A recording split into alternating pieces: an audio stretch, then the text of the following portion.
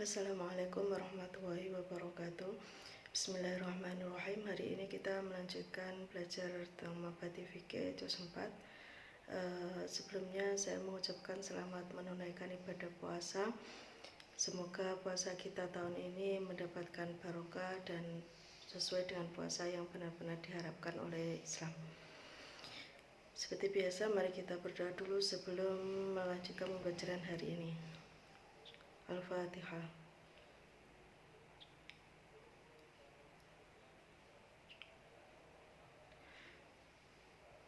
Baik, kita lanjutkan. Silakan disimak dengan baik. Materi kita hari ini. Bismillahirrahmanirrahim. Sholatul jamaati utawi bab sholat jamaah. Sholatul jamaati utawi bab sholat jamaah. Fardu kifayatin utawi sholat jamaah iku fardu kifayah. Fardu kifayatin utawi sholat jamaah iku fardu kifayah. Liqoulihi ta'ala krana dawuh Allah ta'ala. Wa idza kunta fihim fa aqamta lahumus sholata faltaqum ta'ifatun minhum ma'ak. Wa idza kunta lan ing dalem ana sira. Wa idza kunta lan ing dalem ana sira iku fihim ing dalem kaum. Wa idza kunta ing dalem ana sira iku fihim ing dalem kaum fa aqamta mongko jumenengna sira. Fa aqamta mongko jumenengna sira. Lahum krana kaum as-sholata ing salat. Lahum krana kaum as-sholata ing salat. Faltakum mongko jumeneng. Faltakum mongko jumeneng sapa ta'ifatun golongan. Sapa ta'ifatun golongan minhum saking kaum maka sartane sira. Minhum saking kaum maka sartane sira. Wa qala sallallahu alaihi wasallam wa qala lan dawuh sapa sallallahu alaihi wasallam Nabi Muhammad sallallahu alaihi wasallam. Sholatul jamaati utawi salat jamaah iku afdhalu luwih utama min sholatil fardhi saking salat ijen. Biasa bain kelawan kacek pitu. Bisa bain kelawan kacek pitu wa asyrina lan 20. Apane darajatan derajate. Ma tutraku bihi rakaat.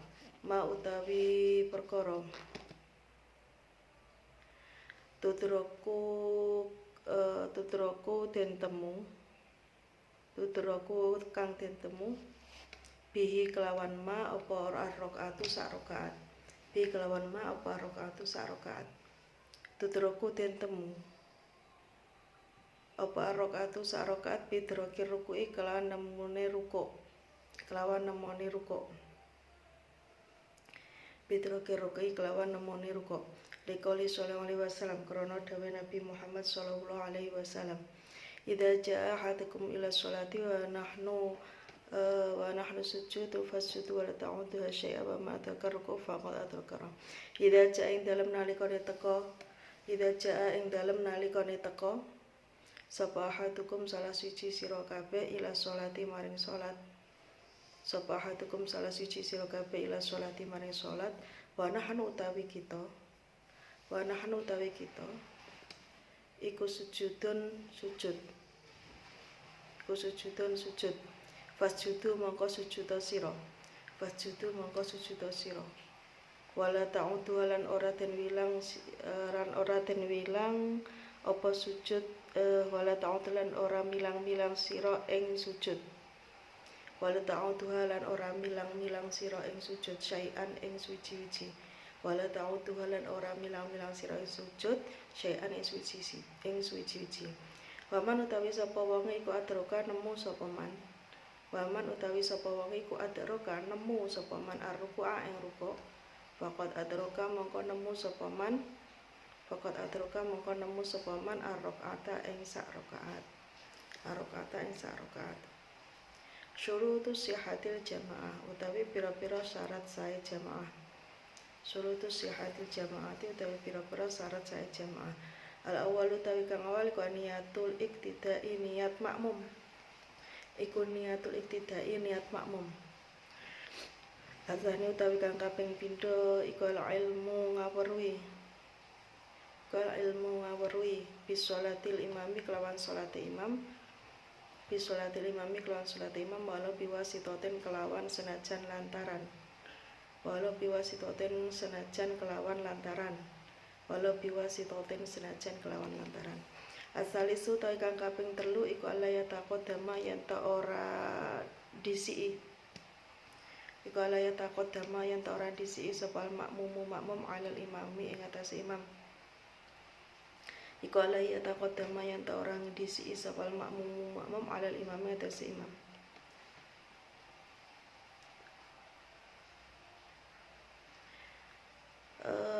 Arabi utai kang kaping 4 iku ayak rupa yen to marek mendekat ayak rupa yen to marek sapa makmum minal imami saking imam fi khairil masjid ing dalam liyane masjid fi khairil masjid ing dalam liyane masjid salasa mi'ati diroen kelawan 300 diro salasa mi'ati diroen kelawan 300 diro fa'akola halil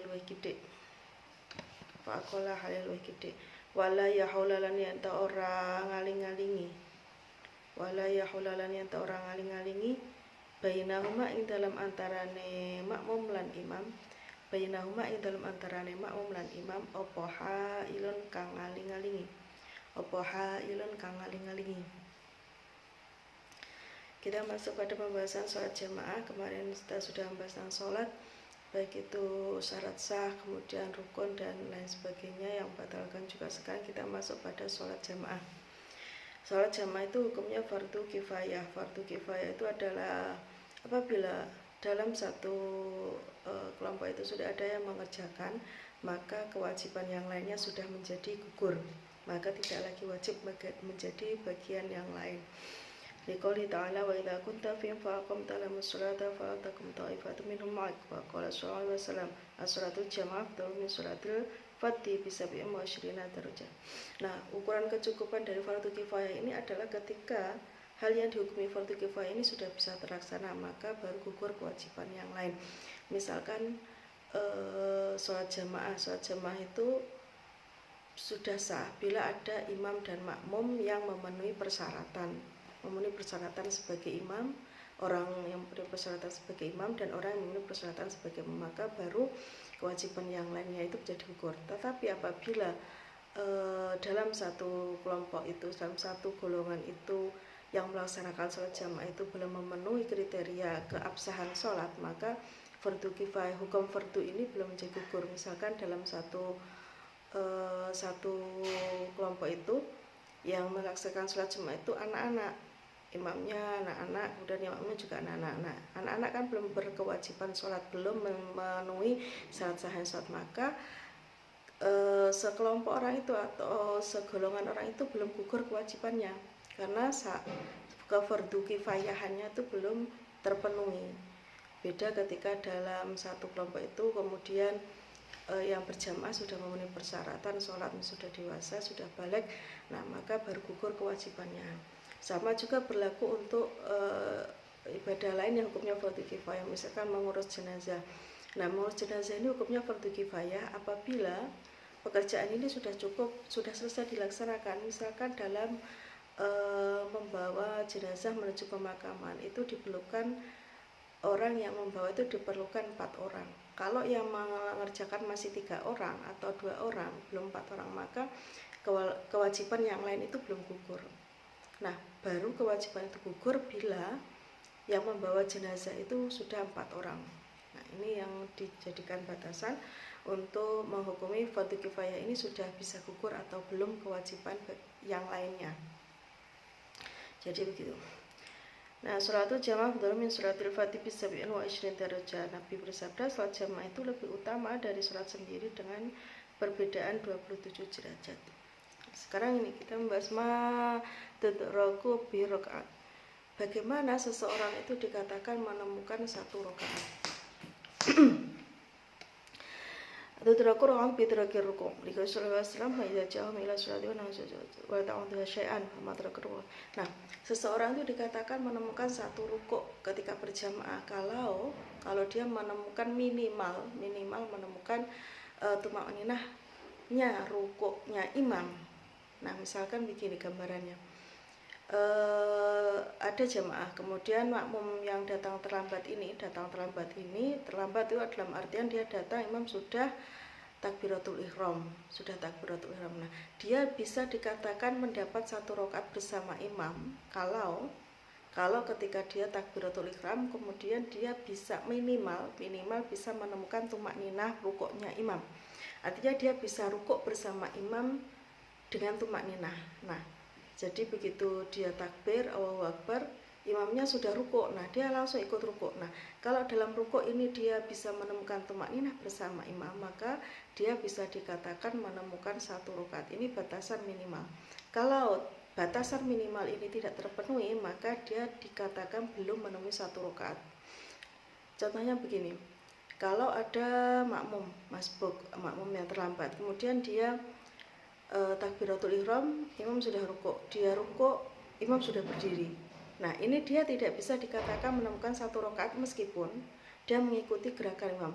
Imam i'tidal, dia i'tidal, imam sujud, ikut sujud, duduk, sujud, berdiri. Nah, meskipun dia mengikuti gerakan imam dalam rakaat ini, dia tetap tidak bisa dikatakan menemukan 1 rakaat, yang berakibat dia harus menambah 1 rakaat lagi di belakang nanti. Setelah imam salam, dia berpisah dari jamaah, dia harus menambahkan 1 rakaat.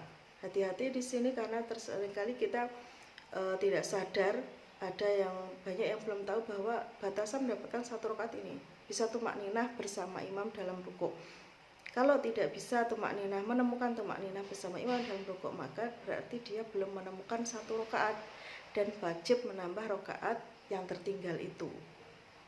Hati-hati dalam menghitung tumak ninah bersama imam ini ya, karena tumak ninah ini waktunya tidak lama, jadi benar-benar harus ikut rukuk tumak ninah bersama imam. Nah, bagaimana dengan bacaan Al-Fatihahnya dia, karena Al-Fatihah itu rukun kan dalam sholat. Nah, karena dia makmum dan dalam kondisi seperti itu, maka dia tidak perlu membaca Al-Fatihah. Begitu takbiratul ihram dia langsung ikut rukuk, itu boleh, bisa, agar untuk mendapatkan 1 rakaat bersama imam ini tadi. Al-Fatihahnya tidak perlu dibaca karena dalam sholat jamaah seperti itu, dalam kondisi seperti itu, Al-Fatihah makmum sudah ditanggungkan kepada imam. Itu ya. Kemudian kita masuk pembahasan berikutnya, yaitu syurutus sihhatil jamaah, syarat sahnya jamaah. Jamaah ini meskipun hukumnya fardu kifayah, tapi dia mempunyai syarat-syarat yang harus dipenuhi. Karena jika tidak terpenuhi, maka jamaahnya tidak sah dan tidak mendapatkan keutamaan dari sholat jamaah. Yang pertama, niatul iktida, niat makmum ini wajib. Mengikuti gerakan imam tanpa ada niat jadi makmum pada awalnya, maka ini tidak bisa dikatakan dia sholat jamaah. Dia tidak termasuk dalam jamaah itu. Jadi ketika menjadi makmum, maka ada tambahan niat di dalam ketika pelaksanaan sholat. Setelah niat, kemudian dia juga harus niat sholat, dia juga harus niat jadi makmum.